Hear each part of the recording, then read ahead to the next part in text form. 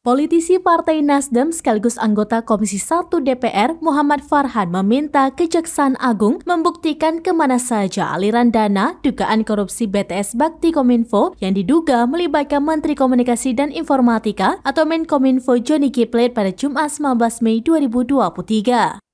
Pihak Kejaksaan Agung atau Kejagung sebelumnya mengungkapkan dugaan kerugian negara akibat kasus korupsi BTS ini mencapai 8 triliun rupiah. Farhan pun mendesak Kejagung agar transparan dalam mengusut kemana saja aliran dana hasil korupsi kasus BTS tersebut. Dia menegaskan Partai Nasdem tidak menerima aliran duit korupsi dari Plate. Lalu Farhan mengkritik langkah Kejagung yang menyelidiki dugaan aliran dana korupsi Plate ke Nasdem. Dia meminta Jaksa Agung untuk menjawab terlebih dahulu kemana saja uang korupsi 8 triliun rupiah itu mengalir. Untuk itu Farhan menyarankan Kejagung jangan asal menuduh dan menyelidiki dugaan Nasdem menerima aliran dana korupsi BTS.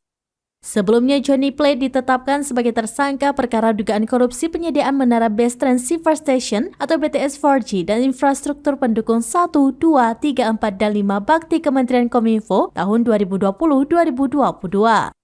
Tim penyidik Kejagung masih terus bekerja untuk mendalami aliran dana kasus dugaan korupsi proyek pembangunan BTS ini, termasuk kemungkinan adanya uang panas yang mengalir ke partai politik.